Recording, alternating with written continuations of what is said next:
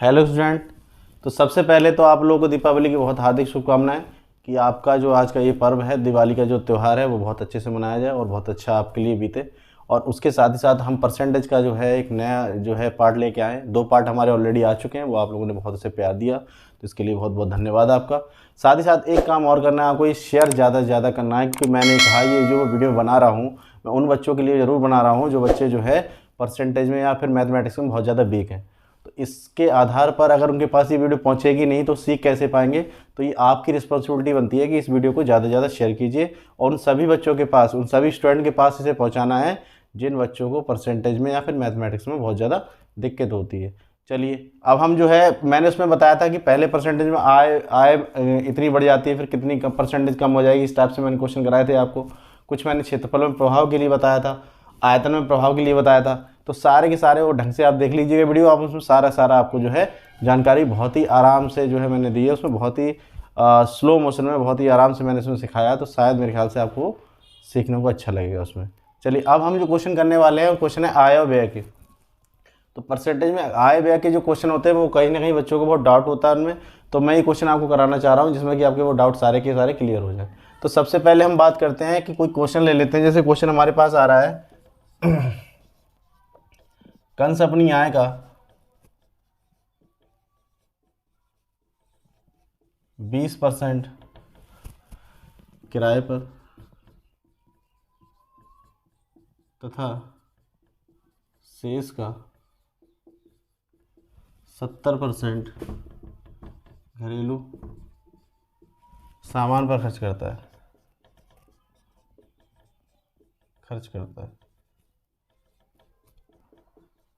तथा वह 1800 रुपये बचाता है तो उसकी कुल आय कितनी है? कभी ऐसा प्रश्न आपको मिल जाए जहाँ पर उसने आपको कुछ खर्चे दिखा रहा है कि उसकी कोई आय रही होगी, उसका जो है उसने 20% खर्च कर दिया, फिर वो बोले शेष का। तो जहाँ पर ये शब्द आपको मिल जाता है शेष, अगर शेष का कहता है तो हमें बस ये रखना है कि हम अपनी 100% मान लेंगे। हमारे कहेंगे हमारी जो आय रही होगी 100 रुपये रही होगी और उसमें से जो बच रहा होगा वो हम देखेंगे। अगर वो पहले अपनी आय का जो है 20% किराए पे खर्च कर दे रहा है, इसका मतलब 80% बचा रहा होगा।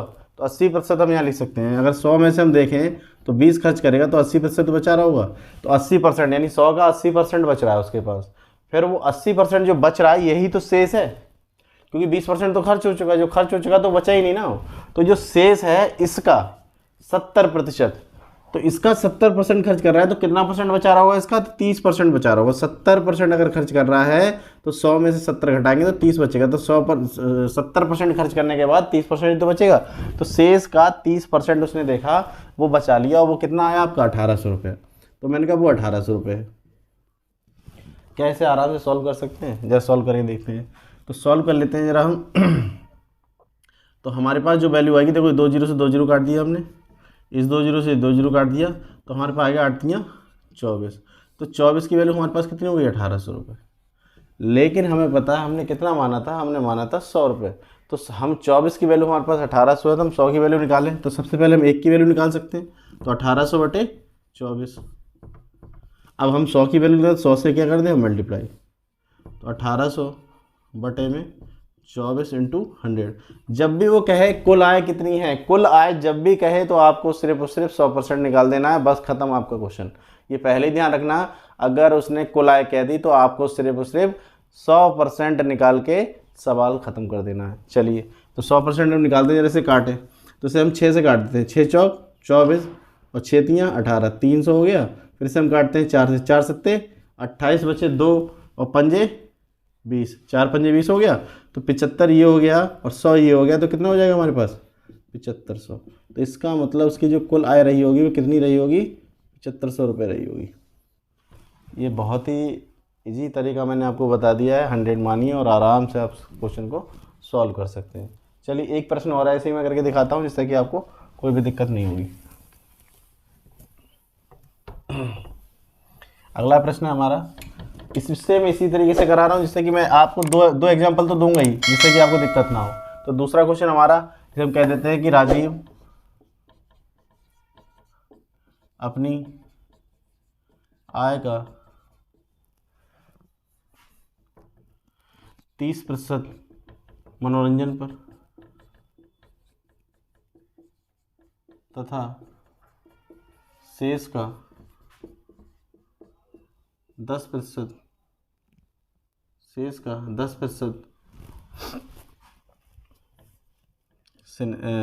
उस पर बोल लेते हैं कि घूमने पे खर्च करता है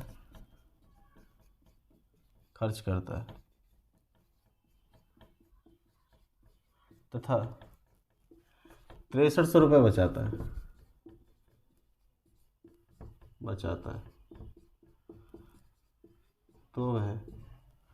तो उसकी कुल आय कितनी है?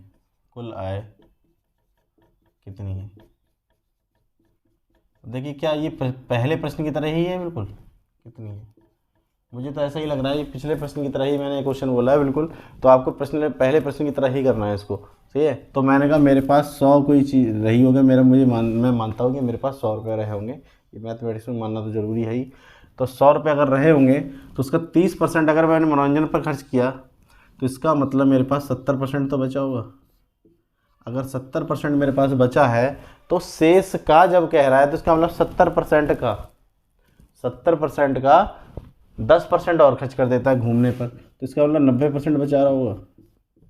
और ये कितने के बराबर है? 6300 के बराबर। क्या जो चीज़ें हैं वो काट सकता हूँ तो काट दूँ? देखो 2 से 2 काट दिए, 2 जीरो, ये 2 जीरो से ये 2 जीरो काट दिए, तो 9 सत्ते 63। तो 63 मेरे पास आ गया, इसकी वैल्यू 6300 है। इसका मतलब अगर मैं 1 की वैल्यू निकालूँ तो मेरे पास कितना आएगा? 6300 बट्टे 63, और 100 की वैल्यू निकालने की इंटू 700 कर दूँ मैं, तो 6300 बट्टे में 63 और इंटू में 100। 63 से 63 काट दो तो 100 बार चला जाएगा। तो इस तरीके से मेरा जो आंसर आ जाएगा कितना आएगा? 2 जीरो ये और 2 जीरो ये, 4 जीरो हो जाएंगे और आंसर हो जाएगा आपका 10,000 रुपये। तो क्या इस क्वेश्चन को आपको समझ में आया? आप बहुत ही आराम से इसे देख के आराम से जो है इसे कर सकते हैं। बाकी मैं अगले क्वेश्चन की ओर बढ़ रहा हूँ। अब इसी टाइप का दूसरा क्वेश्चन आ जाता है, इसमें थोड़ा चेंजेस आते हैं। वो क्या है हमारा क्वेश्चन, देखते हैं आराम से।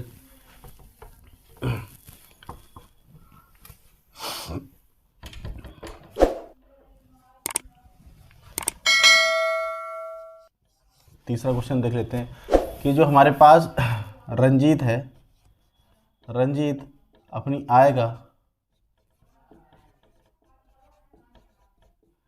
24%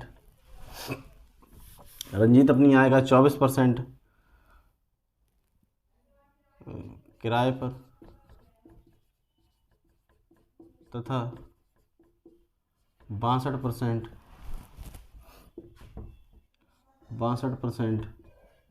पार्टी पर खर्च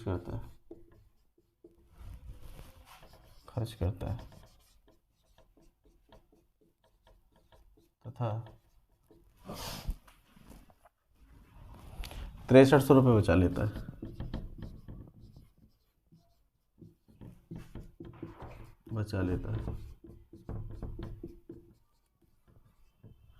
तो उसकी कुल आय बताइए।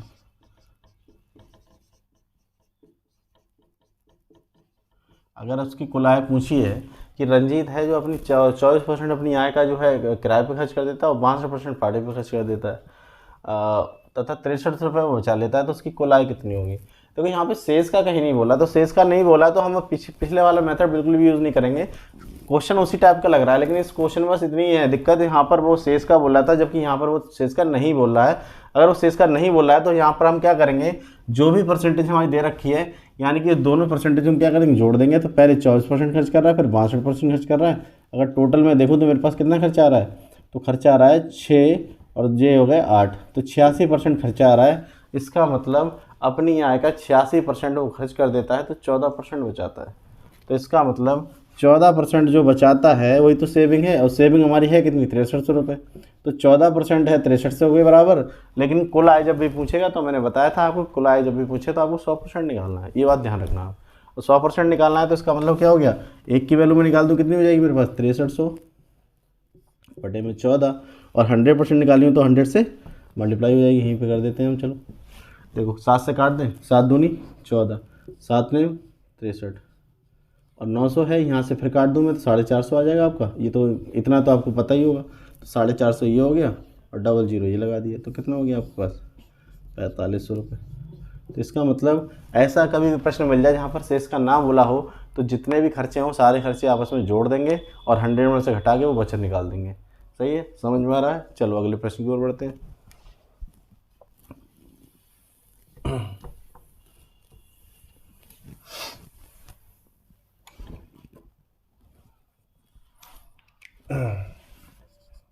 अगला प्रश्न देख लेते हैं जरा। कह रहा है मोहन अपनी आय का 15% यात्रा पर तथा 20% भोजन पर और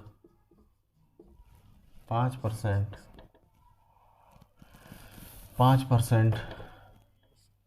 जो है मनोरंजन पर खर्च करता है तथा वह 2400 रुपये बचाता है,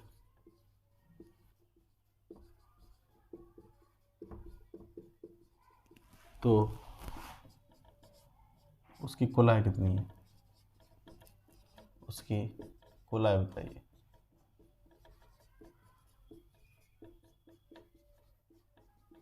चलिए कुल आय देख लें जरा इसकी हम। तो इसकी कुल आय जो हम देखेंगे वो कितनी होगी हमारे पास। वो कह रहा है मोहन जो है ना वो 15% अपनी यात्रा पर खर्च कर देता है, कभी कहीं आना जाना रहता है उसका, तो जो भी महीने का उसका जो 15% खर्च हो जाता है। 20% जब घर का खाना वाना है उस पर खर्च कर देता है, और फिर 5% में मनोरंजन वगैरह करता है, जैसे सिनेमा देखने चला गया कुछ और है तो उसमें खर्च कर जाता है, और फिर भी वो 2400 रुपये बचा लेता है। तो इसका मतलब कमाता कितना होगा वो। तो हमने कहा सारे खर्चे, जब शेष का नहीं बोले तो सारे खर्चे क्या करेंगे आपस में जोड़ देंगे। तो सबसे पहले हमारे पास कितना खर्चा आ रहा है? 15% आ रहा है, एंड देन हमारे पास 20% आ रहा है, और उसके बाद हमारे पास 5% आ रहा है। अगर हम इसे जोड़े तो 15 और 20 35 हो गए, 35 और 5 कितने हो गए? 40। तो 40% तो खर्चा कर देता है, इसका मतलब 60% पैसा बचाता होगा। जो 60% बचा रहा है वो कितने के बराबर है आपका? 2400 के बराबर है। तो 60% अगर 2400 के बराबर है, और मुझे पता है जब भी कुल आय निकालूंगा क्या निकालूंगा मैं? 100%, यानी 100%। तो 100% निकाल देते हैं। तो अगर एक की वैल्यू देखें तो एक की वैल्यू हमारे पास क्या हो जाएगी? 2400 हो जाएगी बटे में 60। और 100% चाहिए तो 100% क्या करें? 100 से गुणा कर देंगे। तो 2400 बटे में 60 और गुणा में 100। देखो जीरो से जीरो काट दिया, 6 चौक 24 जीरो, तो 40 ये हो गए, 2 जीरो ये लगा देंगे तो कितना हो जाएंगे आपके? 4000 रुपये। इसका मतलब वो 4000 रुपये जो है वो कमाता था। क्या बातें समझ में आ रही हैं? कोई भी दिक्कत हो आप कमेंट कर दीजिएगा, उसमें लिख दीजिएगा, मैं उस हिसाब से आपका जो है और बड़े बेहतर तरीके से सलूशन दूंगा। वैसे मुझे लग रहा है ये सारी बातें आपको समझ में बहुत अच्छे से आ रही होंगी, बहुत आराम से जो है मैं वीडियो को समझा रहा हूँ बहुत अच्छे से आपको। मेरी कोशिश यही है कि आपको सारी चीज़ समझ में आए।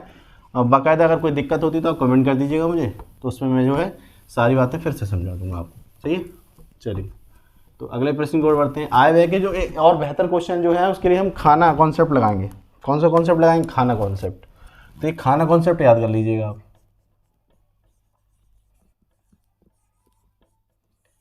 अभी खाना कॉन्सेप्ट क्या है तो देखते हैं जरा खाना कॉन्सेप्ट क्या है। तो खाना कॉन्सेप्ट यहाँ पे हम लगाएंगे। खाना कॉन्सेप्ट होता है, खाना मतलब खाने वाला नहीं, खाना मतलब जो खाना बनाते हैं। सही है, चलिए देखते हैं जरा कैसा। कह रहा है कि अरविंद अपनी आय का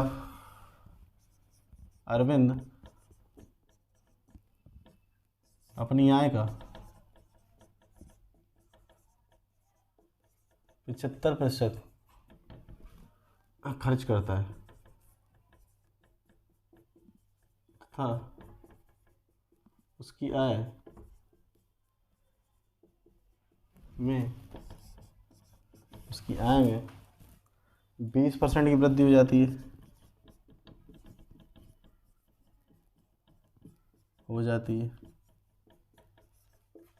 तथा उसके व्यय में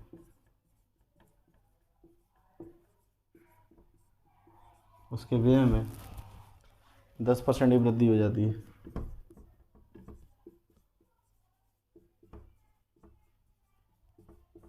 हो जाती है। तो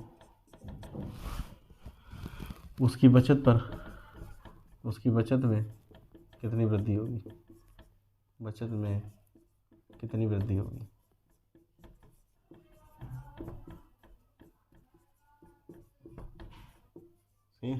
उसकी बचत में कितनी वृद्धि होगी? तो सबसे पहले हम देख लें यहाँ पे हमारे पास कितना बोल रहा है, 75% बोल रहा है। तो 75% को पहले मैं क्या करूँ, उसे संख्या में बदल दूँ। तो परसेंटेज संख्या में बदलने के लिए मैंने पहले पार्ट में आपको बताया था कि हम क्या कर देते हैं, 100 से भाग कर देते हैं। तो क्या होगा, 75/100। कैसे मैं काट लूँ, 25 तियाँ 75, 25 चौका 100, तो कितना आएगा आपका, 3/4 आएगा। बताइए, यानी 4 में से 3 हिस्से मेरे पास क्या हो गए, खर्च हो गए। तो मैंने कहा मेरे पास जो खाना है, कितने खाने बनाऊँ मैं इसमें, तो खाने बनाऊँगा मैं 4 खाने, 1 खाना, 2 खाना, 3 खाना और 4 खाना। देखो ये खाने हो गए आपके, सही है, इसे बोलते हैं खाना, सही है। वैसे आप सोच रहे होंगे खाना मतलब खाने वाला नहीं, ये खाने, ये वाले खाने हैं, 4 खाने, 3 खाने, 4 खाने ऐसे होते हैं हमारे पास। तो ये खाने हो गए आपके पास। तो इसमें से मैंने कहा कि मेरे इनकम के कितने हैं, तो इनकम के मेरे पास 4 खाने हैं। तो चारों खाने में मैंने इनकम बता दिया। उसमें से एक्सपेंडिचर कितने हैं, तो आपके खर्चे के जो होंगे वो आपके कितने होंगे, 3 खाने, और 1 खाना आपका किसका बचा होगा, सेविंग का बचा होगा। चलिए, तो कह रहा है कि उसकी जो है आय में कितनी वृद्धि हो जाती है। तो खाना, आय वाले खानों में हम 20% की वृद्धि करते चले जाएँ सब में। देखो 20% की अगर वृद्धि करी मैंने, तो मेरे पास कितना हो गया, 2, 20, 40, 60 और 80, तो टोटल 80 हो जाएगा। अब कह रहा है कि खर्चे में कितनी वृद्धि हो रही है, तो खर्चे में आपकी वृद्धि हो रही है 10। तो 10 यहाँ वृद्धि की, 10 यहाँ वृद्धि की और 10 यहाँ वृद्धि की, तो हमारे पास वृद्धि कितनी हो गई, 30। मतलब 30 खर्चा हो गया मेरे पास, और 80 मेरे पास क्या है, तो 80 मेरे पास जो है आय में वृद्धि हुई, और 30 मेरे पास जो है वो खर्चे में वृद्धि हुई। इस टाइप से अगर मैं देखूंगा तो मेरे पास कितनी बची, तो 50 बची। तो 50 जो बची है वही तो सेविंग है। तो इसका मतलब मेरे पास 50% क्या हो गई, सेविंग हुई। तो वृद्धि कितनी होगी सेविंग में, तो अगर पूछे बचत में वृद्धि तो 50% बताएंगे।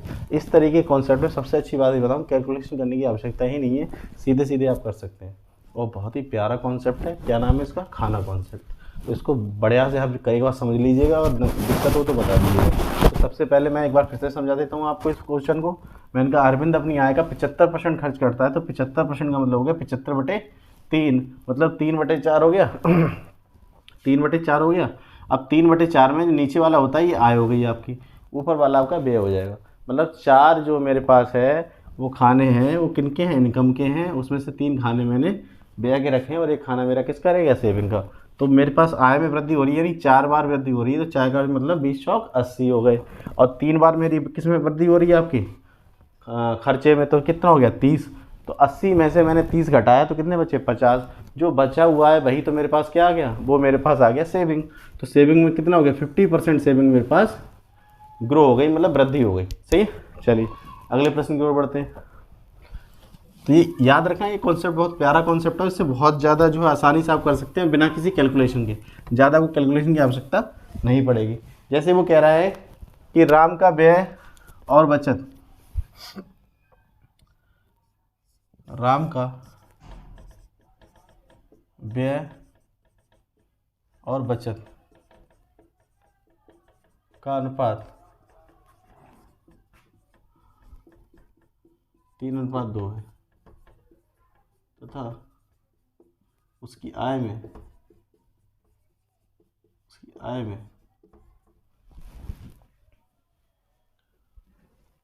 10% की वृद्धि हो जाती है,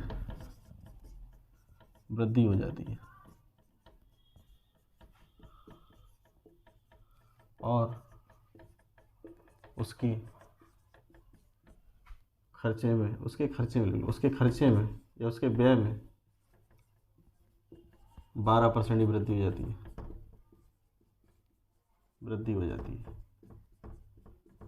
जाती है।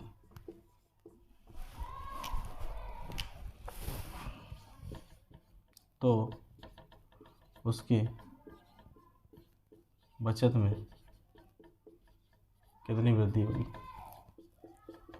कितनी वृद्धि होगी, क्या आसानी से हम समझ सकते हैं इसको। अब मेरे पास मुझे पता है कि व्यय और आय दोनों मिला के ही तो, व्यय और जो है बचत मेरे दोनों मिला के ही तो आय बनती है। अगर व्यय और आय हमारे व्यय और बचत जो हमारे पास है 3 और 2 के अनुपात में, इसका मतलब 5 मेरे पास आय रही होगी। तो आय मतलब 5 रही होगी, तो 5 खाने बना दूँ मैं। 5 खाने मैंने बनाए, तो 1 खाना, 2 खाना, 3 खाना और 4 खाना। 1 2 3 4 5 खाने हो गए। अब कह रहा है उसमें से कितना व्यय का कितना है आपका 3 और बचत का कितना है 2। तो मैंने कहा मेरे पास जो एक्सपेंडिचर है, जो खर्चे हैं वो 3 हैं और सेविंग मेरे पास 2 है। इसका मतलब 5 खाने मेरे इनकम के रहे होंगे, तो 5 खाने मैंने इनकम के लगा दिए। अब इसमें कह रहा है 3 खाने मेरे पास हैं, 1 2 3 एक्सपेंडिचर के, 2 है मेरे पास सेविंग के। अब कह रहा है इसकी आय में कितनी वृद्धि हो रही है 10 की, तो 10 की वृद्धि यहाँ करेंगे, 10 की वृद्धि यहाँ करेंगे, 10 की वृद्धि यहाँ करेंगे, 10 की यहाँ और 10 की यहाँ। देखो खाने कितने हैं 5 और 10 की वृद्धि हो रही, कितनी वृद्धि होगी 50। तो टोटल वृद्धि मेरे पास 50 की हो जाएगी। फिर वो कह रहा है कि उसके जो है खर्चे में वृद्धि जो हो रही है, व्यय में जो वृद्धि हो रही है 12 की हो रही है। तो यहाँ भी 12 होगा, यहाँ भी 12 होगा और यहाँ भी 12 होगा। तो 12 12 12 कितने हो गए, 12 तियाँ 36। तो 50 में से 36 में अगर हटा दूँ तो मेरे पास जो बचेगा वो सेविंग ही तो बचेगी। तो कितने बचे आपके पास 14। लेकिन ये 14 देखो, अब 2 खाने हैं मेरे पास सेविंग के, तो 2 खाने का मतलब हो गया कि मैं बराबर बराबर दोनों में दूंगा, तो मैं 2 से भाग कर दूँ, कितना आएगा 7%। यानी पूछे कितने परसेंट की वृद्धि हो जाएगी आपकी बचत में, तो बचत में आप बताएंगे 7% की। पहले वाले में क्वेश्चन में हमारे पास एक ही खाना था, इसलिए हमने सादा सादा रख दिया। यहाँ 2 खाने थे, 2 से भाग कर दिया। 3 खाने होते 3 से भाग करते, 4 खाने होते 4 से भाग करते। ये ध्यान रखना, जितने खाने सेविंग के होंगे उतने से भाग कर देंगे। सही है, बात समझ आ गई। एक क्वेश्चन और ऐसे कराता हूँ मैं आपको, इससे और बात क्लियर हो जाएगी आपकी।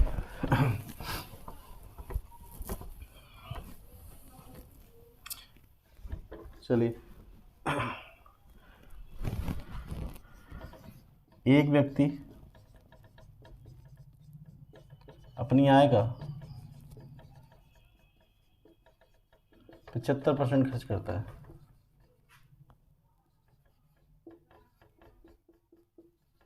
तथा उसकी आय में 25% की वृद्धि हो जाती है।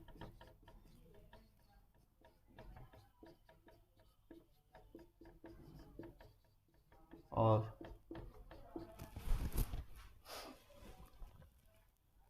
उसकी बचत 15% बढ़ जाती है।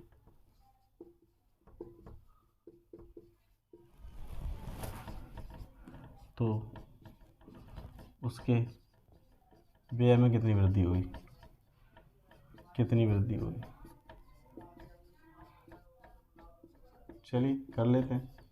तो हमारे पास समझ आ रही 75% का मतलब हम पहले ही जान चुके हैं। तो 75% का मतलब होता है हमारे पास 3/4, यानी 4 खाने मेरे पास रहे होंगे और इन 4 खानों में से मेरे पास जो है 3 खाने मेरे पास क्या रहेंगे, 3 खाने मेरे पास एक्सपेंडिचर यानी कि खर्चे के रहेंगे और 1 खाना मेरा किसका रहेगा, सेविंग का। चलिए, अब वो कह रहा है कि मेरे पास जो है वो 20% उसका 25% बढ़ रही, तो 25 यहाँ बढ़ेगी, 25 यहाँ बढ़ेगी, 25 यहाँ बढ़ेगी और 25 यहाँ बढ़ेगी। तो 25 चौका 100 बढ़ जाएगी। और सेविंग कितनी है मेरे पास, सेविंग मेरे पास कितनी है, तो सेविंग मेरे पास है 15 की। तो ये 15 हो गए। तो मैं 100 में से 15 घटा दूँ तो कितना बचा मेरे पास। अगर 100 में से 15 घटाता हूँ तो मेरे पास बचेगा 85। तो 85 जो है वो कितने से, 1 2 3 से भाग कर दूंगा मैं, क्योंकि 3 तो खाने हैं मेरे पास। 3 से भाग कर दिया, कितना आ गया, काट दो इसको। तो 3 दूनी 6, कितना बचा मेरे पास, 2 बचा, 3 अट्ठे 24। सही, 1/3% ही क्या हो जाएगी, इतनी की वृद्धि हो जाएगी। तो इस तरीके से आप ये क्वेश्चन निकाल सकते हैं। अब मुझे ये बताइएगा कितने लोगों को ये आय व्यय वाले जो क्वेश्चन समझ में नहीं आए। अगर नहीं आए तो कमेंट कीजिएगा। बाकी देखो, एक बेहतर काम आपको यही करना है कि जितने भी हमारे सब्सक्राइबर हैं, जितने भी हमारे स्टूडेंट हैं, वो सारे के सारे लोग उन सभी मित्रों के पास, उन सभी दोस्तों के पास अपने ज़रूर शेयर करें जिन लोगों को परसेंटेज में दिक्कत है या मैथमेटिक्स में दिक्कत है। अगर आपको पसंद आ रही है तो शायद उनको भी पसंद आएंगी, और उनको पसंद आएंगी तो इस तरीके से हम जो है बहुत अच्छी तरीके से भारतवर्ष में अपनी जो एजुकेशन को प्रमोट कर सकते हैं। तब तक के लिए धन्यवाद।